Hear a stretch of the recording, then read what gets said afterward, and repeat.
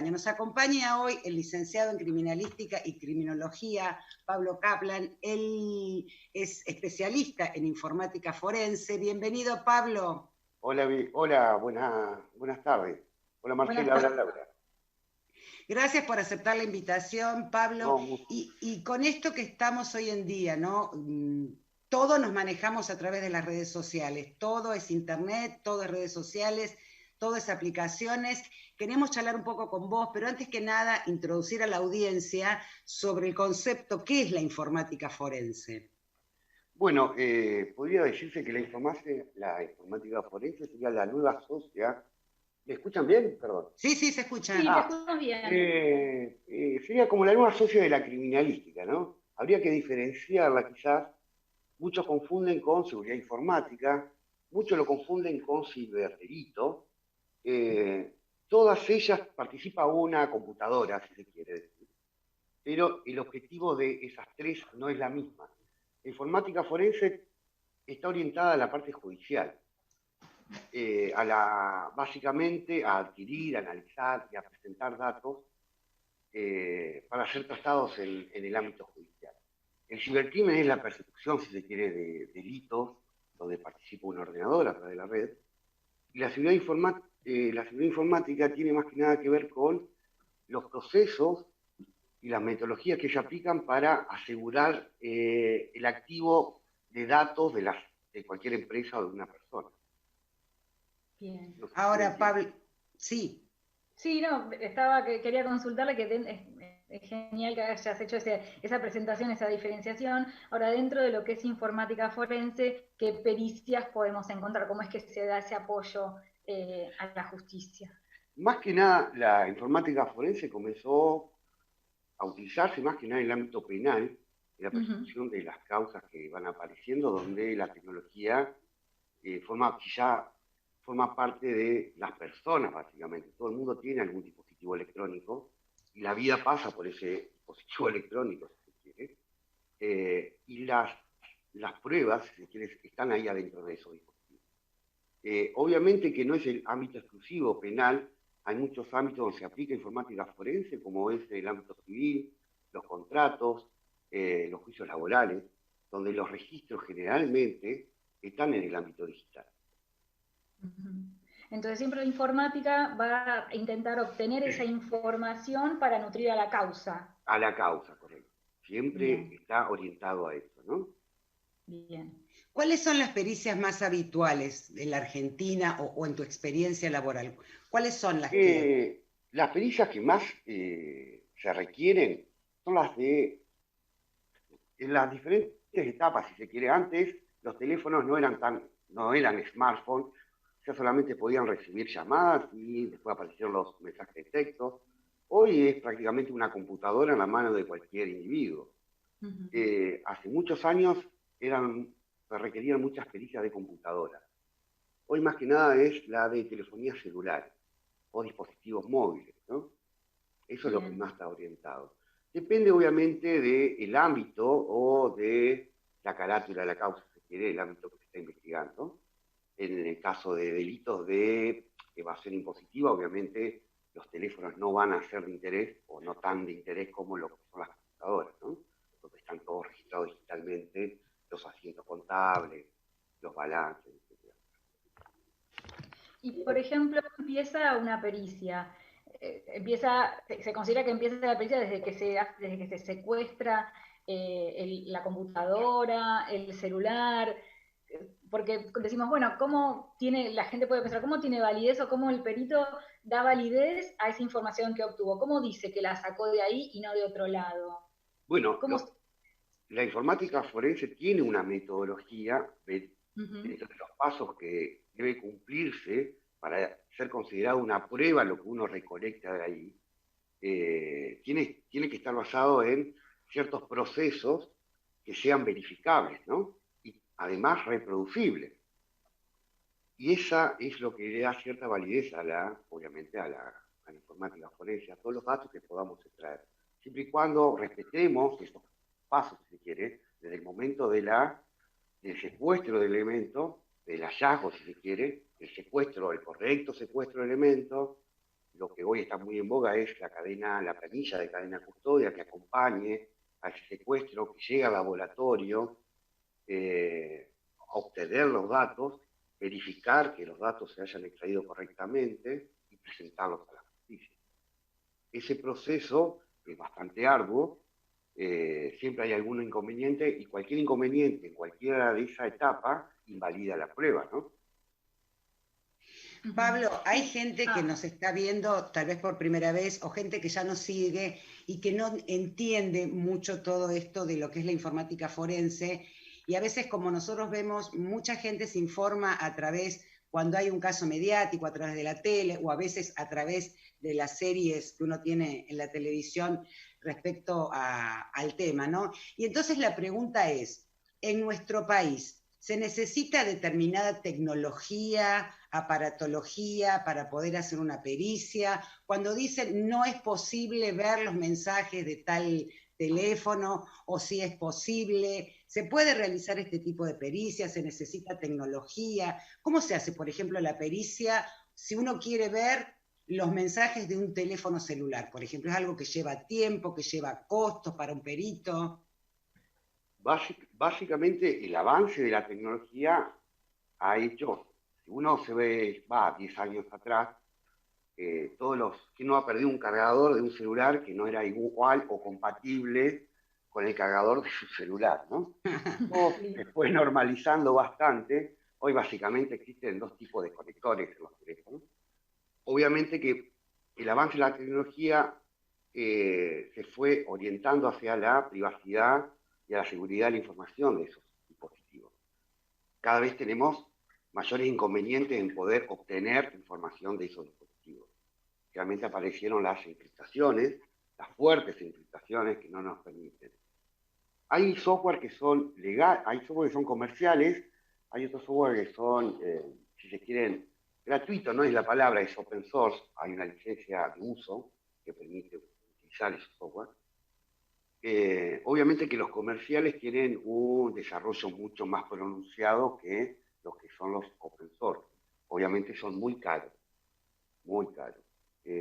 Muchas veces es un arte, a veces es un arte y no tanto en la práctica de realizar una pericia informática.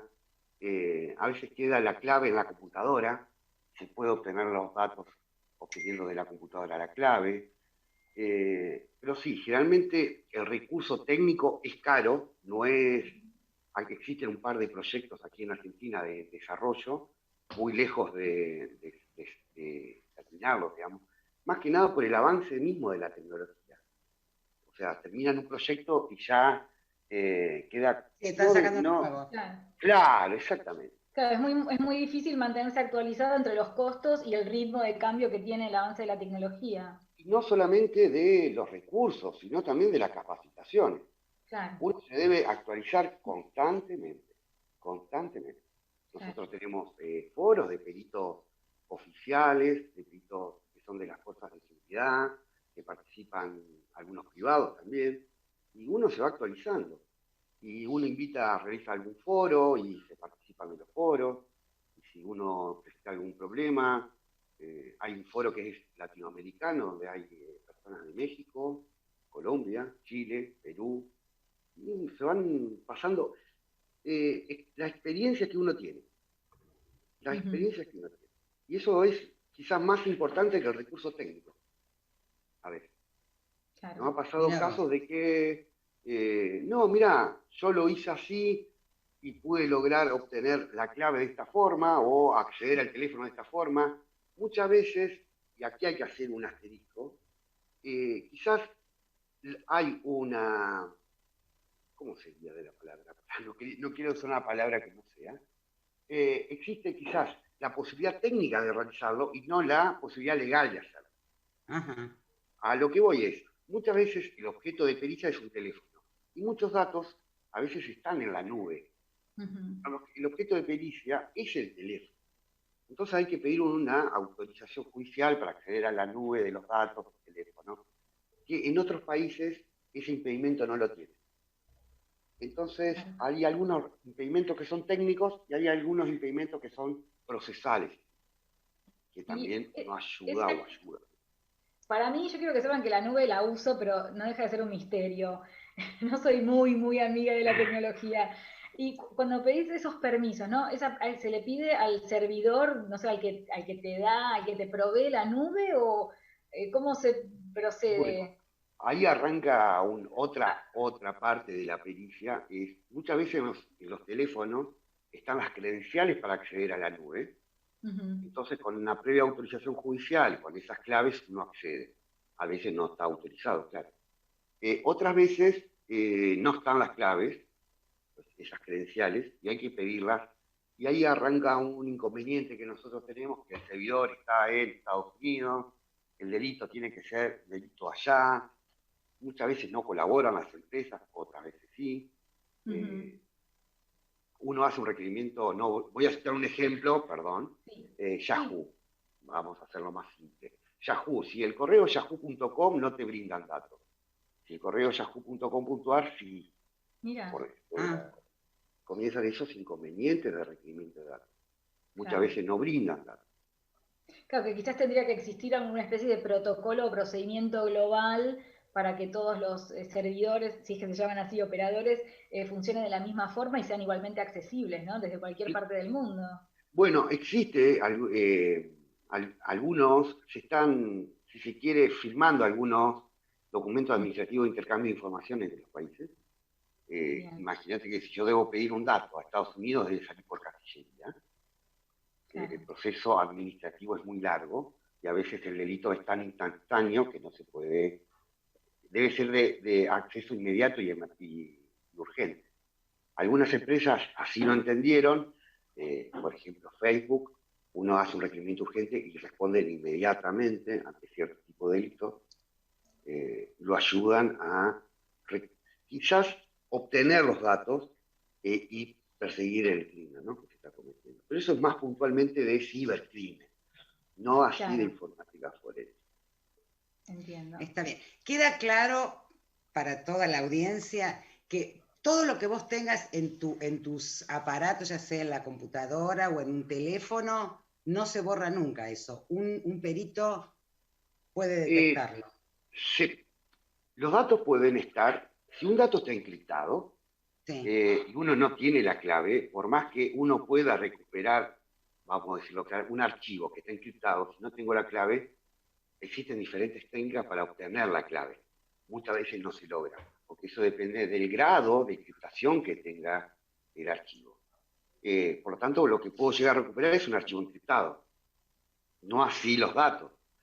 Claro. Los datos pueden estar encriptados o codificados. Los programas, los software, las aplicaciones que se usan en computadoras o en teléfonos, generalmente codifican datos. Algunos encriptan datos, como es el caso de WhatsApp, por ejemplo, ¿no? ¿Qué Donde la, diferencia habría entre un término y otro? la Codificar, codi- encriptar. porque pertenece a un código informático. Ujú. El otro es una llave. Uno es un candado y el otro es un lenguaje, para que Ok, quede la diferencia, ¿no? bien. Está codificado, sería como el lenguaje que habla el programa. La Ujú. encriptación depende de la llave con que se cierre, ¿no? Cuántas cerraduras tenga esa llave. Y eso es. Perfecto. Vos recién nombraste la palabra o la terminología ciberdelito. ¿Qué es un ciberdelito? Los ciberdelitos, hay un protocolo de Budapest que Argentina se suscribió, generalmente se fue unido al convenio, perdón, casi me caí. Eh, Son delitos que se utilizan computadores, o sea, anexados a una red, para cometer ilícitos. O sea, el fin es la obtención, el robo de datos, eh, la transmisión de datos que están prohibidos, por ejemplo, la pedofilia, es muy común. Eh, y aparecen algunos términos ahí definidos como la Deep Web, la Dark Web, que están asociados al cibercrimen, la criptomoneda, si se quiere, que se asocian a esos tipos de delitos. Son delitos que se cometen a través de una computadora conectada a una red, básicamente. Bien. Vamos a hacer. Bueno, y ahí mencionaste a una de las estrellas de la entrevista que teníamos planeado consultarte, la Deep Web. ¿Qué es la Deep Web y dónde está? Y si conviene o no Básicamente, encontrarla. No, no hay problema de eso, no hay ningún tipo de inconveniente. Ujú, Existe básicamente la red que está indexada, que es la que uno pone en Google, con una palabra, esa palabra se busca en los servidores de Google. Esa ujú, es la araña, la famosa araña de Google, que tiene diferentes robots que andan por la red, blanca o transparente si se quiere, y recopila datos. Cuando uno busca una palabra, busca en el servidor de Google si no ha indexado esa palabra en algún sitio.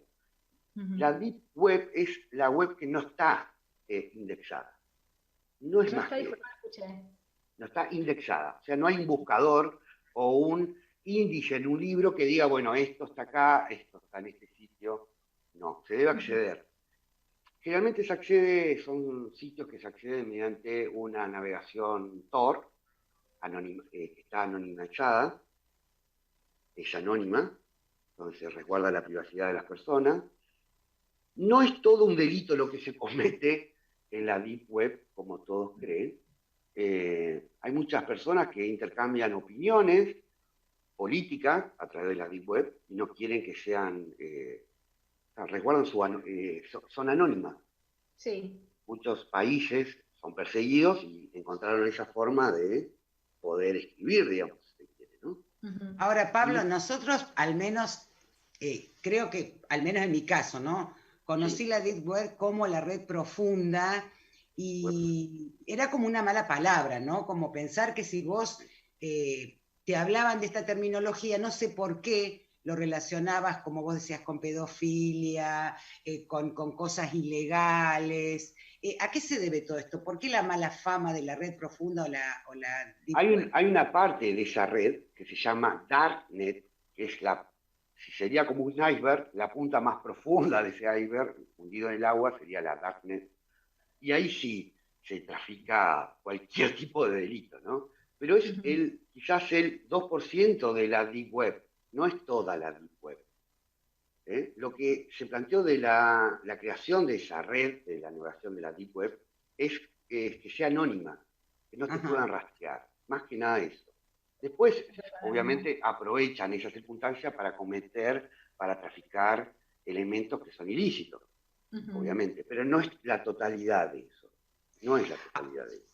Ahora, por ejemplo, Pablo, si yo entro a la Deep Web para un foro, como vos decías, para hablar con otro especialista, porque quiero conservar el anonimato, ¿cabe la posibilidad, pregunto desde la ignorancia y pienso que también le puede pasar a parte de la audiencia, que a partir de entrar ahí, ¿viste cómo te pasa cuando vos haces una búsqueda de determinado objeto y después te empiezan en todas tus redes sociales a caerte información de justo ese producto que habías buscado? Bueno, si vos ingresás a la red profunda por X motivo, ¿cabe la posibilidad después de que puedan estos grupos oscuros o negros contactarte de alguna manera, mandarte material, verte involucrado en algo medio extraño?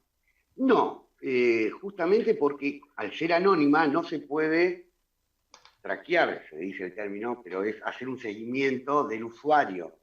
O sea, Ujú. la Deep Web se conecta mediante la red Tor, es una Ajá. red Ah, que todo. va saltando por diferentes computadoras, si se quiere, y que tiene un solo sentido. Una vez que alguien se desconecta, se pierde el rastro de esa persona.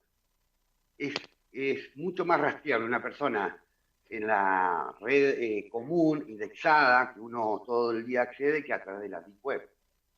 Es, es prácticamente imposible rastrear a una persona. Ujú. Ahora, vos decís esto, ¿no? Y ahora por ahí uno se explica por qué a veces es tan difícil detectar una red de pedofilia Claro. o comercio ilegal, ¿no? Porque si así todo se llega, ¿no? Muchas veces se Sí, ve que sí, sí, se sí, descubren sí. redes, pero ahora se entiende por qué es tan difícil por ahí hacer un tipo de seguimiento, ¿no? No, la tarea cuando uno trabaja en la parte de cibercrimen es ardua, es muy extensa y agotante, ¿no?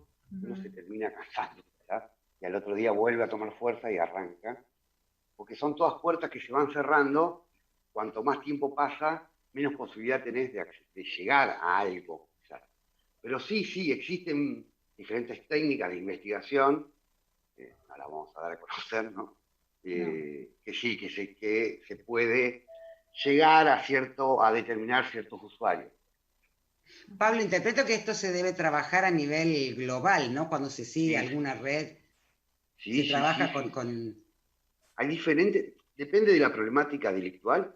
En caso de violencia sexual a niños o menores, pedofilia, existen diferentes foros internacionales donde uno obviamente está garantizado que uno puede acceder ahí, eh, y se comparte mucha información de las investigaciones y obviamente las experiencias que han tenido las diferentes agencias mundiales, incluido Interpol, para llegar a lograr la detención de algunas redes de pedofilia. Está bien. A Y mí la perdón, pregunta...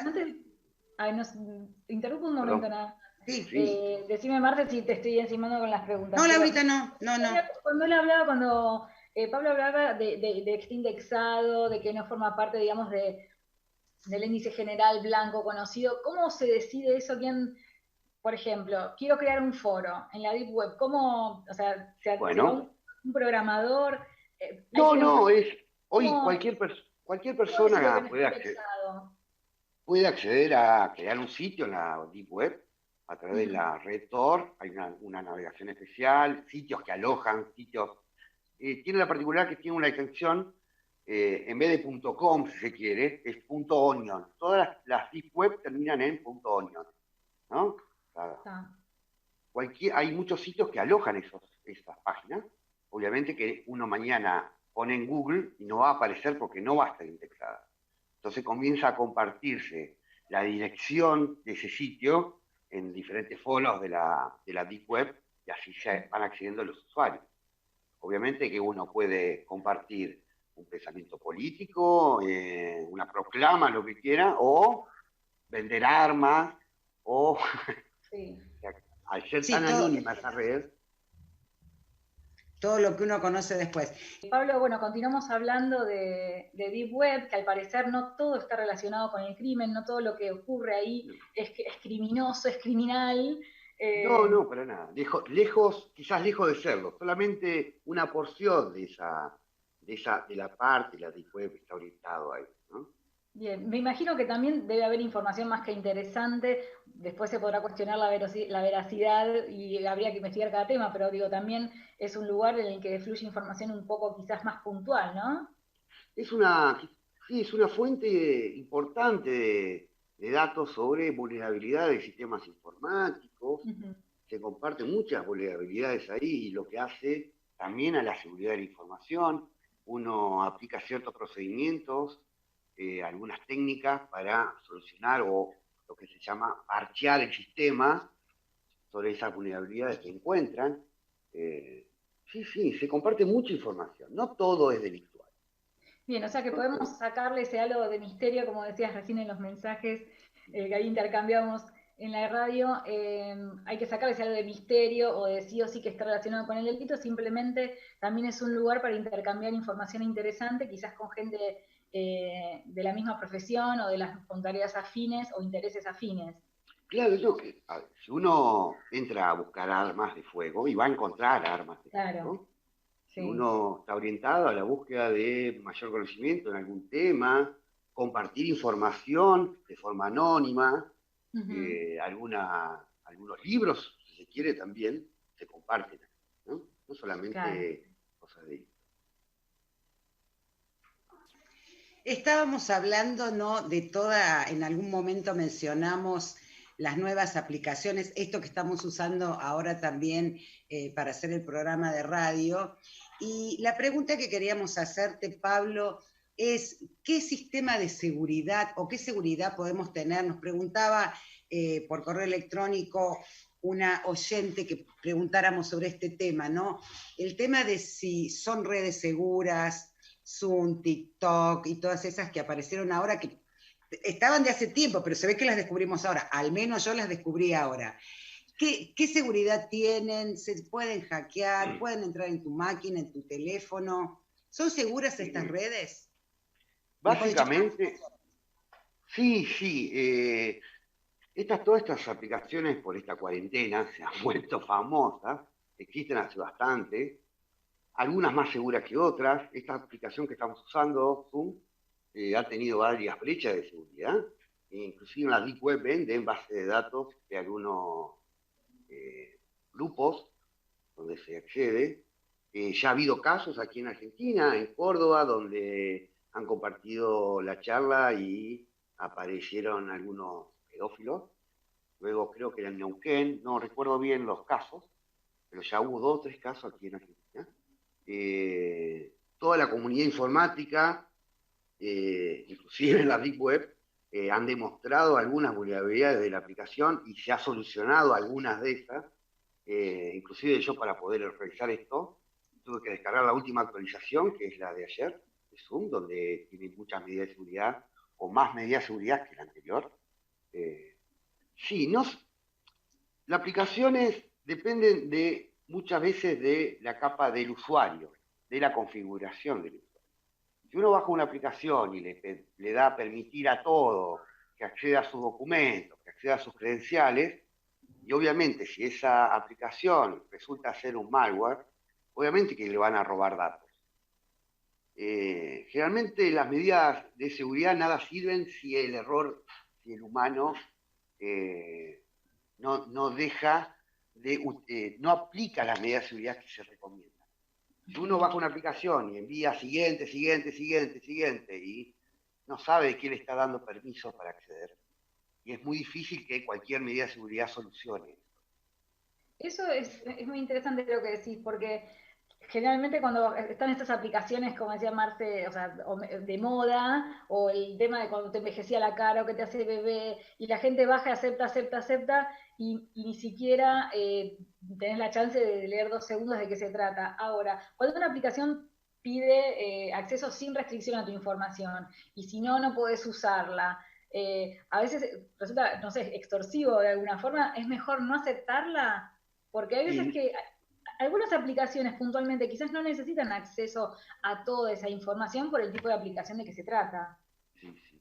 Si es una recomendación, sería, si van a Mm, utilizar una aplicación que desconocen y poseen otro equipo celular, y descarguen en esa, no en el teléfono que utilizan siempre. claro. Si requieren. Yo recomendaría no utilizar la aplicación, ¿no? Ahora, si es necesario y no saben o desconocen, y bueno, hay que ir a una terminal, si se quiere, o a un teléfono, donde Ujú. no estén los datos del usuario. Bien. Uno debe pensar que si es gratis, el activo son los datos personales de uno, ¿no? Es un gran dato. Y de repente, pues, ¿recomendás entonces usar, como decís, terminales distintas? Tener, por ejemplo, como decías, tu celular con tus datos personales y de repente el celular viejo, el que ya no usás, o una tablet o algo así, como para recorrer o aceptar determinadas aplicaciones. Ante desconocimiento, si se quiere, de los permisos que deben utilizarse en ciertas aplicaciones, y Sí, ante la necesidad de utilizar esa aplicación, sí se recomienda otra terminal, ¿no? Otro equipo. bien. Eh, Ahora, te digo, Pablo, esa recomendación me parece excelente, porque por ahí a uno no se le hubiera ocurrido, ¿no? A veces tenés un teléfono más antiguo que lo cambiaste por X motivo, o una computadora que era lenta y la tenés ahí, y qué bueno el consejo este de que podés bajar esas aplicaciones solamente para estos dispositivos y aquellos que tienen todos tus datos, manejarlos con cierta tranquilidad. Siempre y cuando la otra terminal no tenga los datos, ¿no? No, no, obviamente, Claro. obviamente. Ahora, Pablo, cabe la posibilidad, vamos a hacer un supuesto, ¿no? Sí. Todo esto viene en base a la consulta que nos hizo un oyente. Yo tengo bajada esta aplicación Zoom en mi máquina, donde tengo todas mis claves, todos mis usuarios del banco, de las redes sociales. Acepté sin darme cuenta.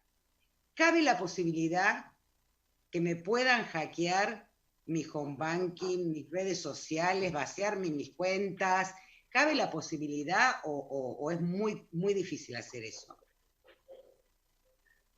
No, generalmente las aplicaciones, salvo que dentro de cuando uno instaló la aplicación haya algún malware ahí. Ujú. Si uno descarga de los sitios seguros o del Play Store, en caso de Android, que generalmente son las terminales, la mayoría tiene Android.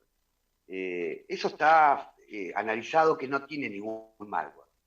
O sea, hackearse en el sentido del hackeo, que me robaron las fotos, y no es poco probable, vamos a decirlo así. ¿No? En informática todo es posible, digamos. ¿No? Claro, no, lógico. Sí, es poco probable. Es poco probable. Eso sería. Yo Generalmente los activos que te van a tratar de sacar son los datos. Una recomendación inclusive de Zoom es entrar con el usuario no sea el nombre, por ejemplo, ¿no? Por decirlo. Eso es un activo, el dato, ¿no? Este usuario, este nombre, bueno. Pero no, es poco probable. Es poco probable. Sí, puede ser que se obtengan algunos datos del número de abonado telefónico, pero no de la obtención de datos dentro de la terminal. Laura, es la diferencia entre un especialista y nosotras. Nosotros tenemos el nombre completito. Fue lo primero que vi y dije, ay, no. Las cosas que uno aprende, la verdad, las cosas que uno aprende. Quiero que sepan que yo esto lo hice por el programa, porque yo soy bastante reacia a poner datos completos y reales en todo lo que tenga que ver redes o cosas de informática, cibernéticas. Así que a partir del programa que viene verán una L y una S y nada más. No, uno debe resguardar su integridad también, ¿no? Sí. O sea, usen diferentes alias, diferentes programas. Eso es todo de rastrear.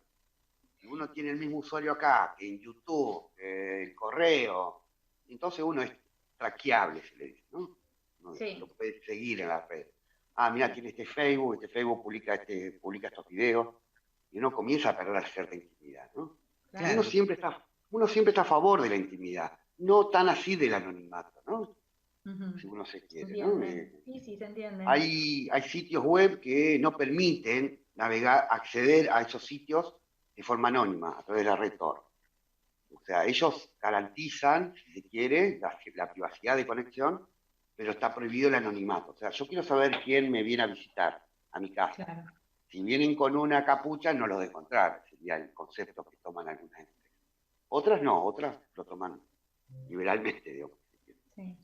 Es buena la observación que haces porque hay gente que es bastante despreocupada a la hora de manejarse en el ciberespacio, ¿no? Como que no hay mucho cuidado de Facebook o de tener todas las contraseñas guardadas en la máquina o de usar siempre el mismo usuario, usar la misma contraseña para todo. O sea, hay cosas que realmente podemos hacer nosotros con usuarios simples como para protegernos un poco, ¿no? Sí, en pericia informática hemos encontrado archivos TXT que dice clave.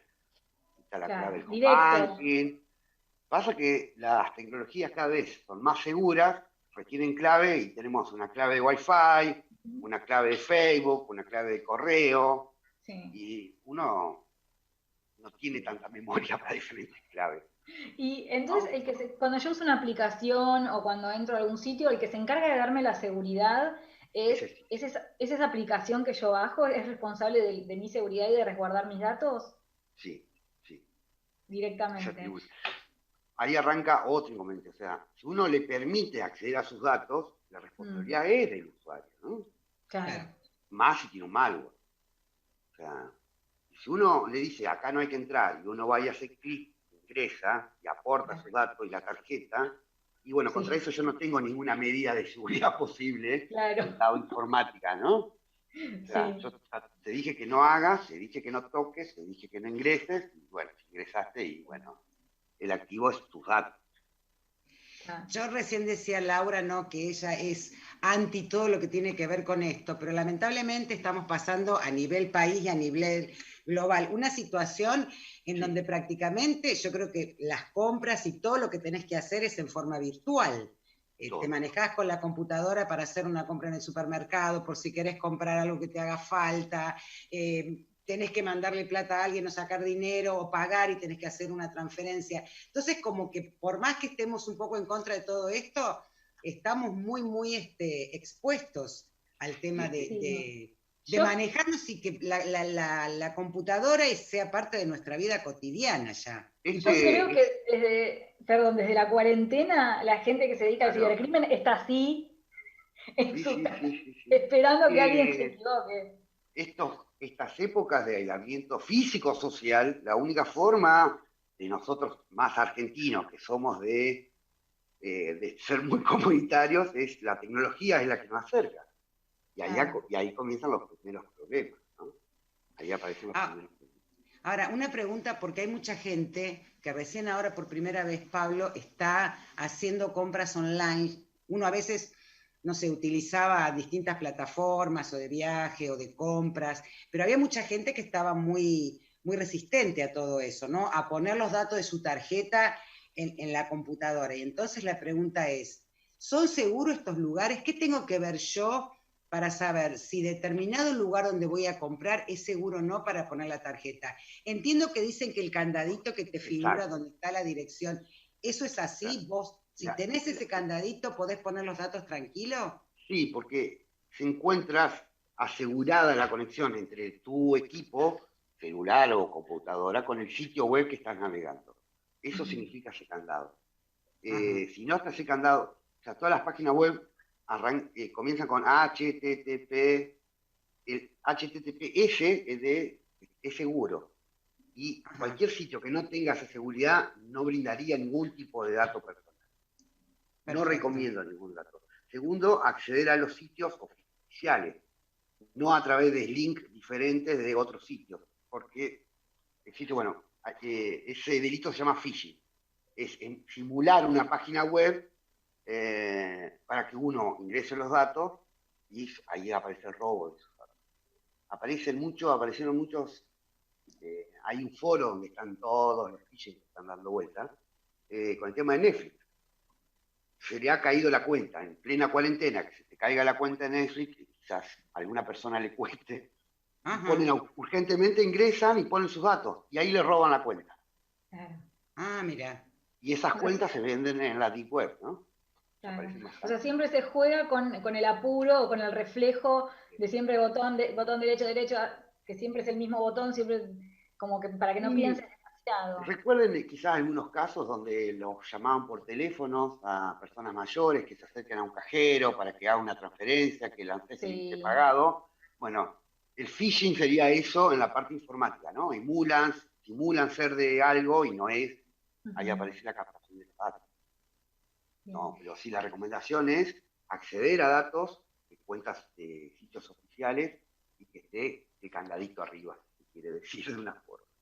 Y una consulta, ustedes como profesionales de la informática forense, hablábamos al principio de la entrevista que, bueno, que toman el elemento, ese soporte y tratan de obtener toda la información que pueda darles, sea computadora o teléfono. ¿Ustedes también se encargan del análisis de la web, de dónde se navegaba, qué hacía, que no sea más allá de obtener la información dura de lo que escribía, de lo que intercambiaba, sino también hacen análisis del... Particularmente donde uno se desarrolla su actividad, esas instancias están separadas. Más que nada por una cuestión más administrativa y procedimental. Uno no puede poner a un perito que ponga el esfuerzo en obtener los datos, decodificar y extraer los datos y además analizarlos. Hoy los volúmenes de datos son gigantes. Cualquier teléfono que quiere, hoy uno puede tener una tarjeta de 64 gigas en su teléfono. Eso es muchos datos. Son muchos datos. Entonces, esa instancia, al menos, nosotros la tenemos separada.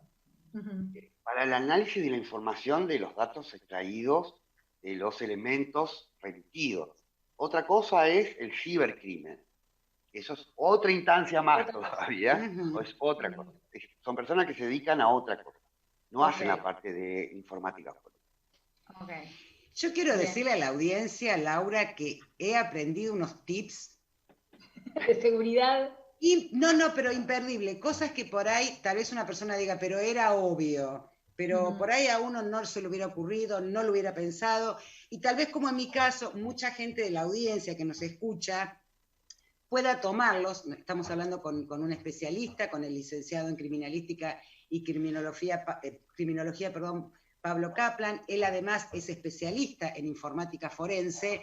Entonces, todos esos pequeños tips que yo los voy a anotar, Laura, y le prometo a la audiencia publicarlos en Instagram, en las redes sociales, porque la verdad que me parecieron muy buenos para que la gente, y por ahí nos está escuchando gente grande, que como yo decía recién, son reacias a poner los datos de la tarjeta, y hoy por hoy no nos queda mucha opción. Bueno, son cosas que uno tiene que tener en cuenta. Así que la verdad, te digo, le estoy sacando un provecho a esta entrevista, más que para la audiencia, para mí. Para vos. Sí, no, totalmente. Se tornó personal esto. Me alegro, Sí, totalmente.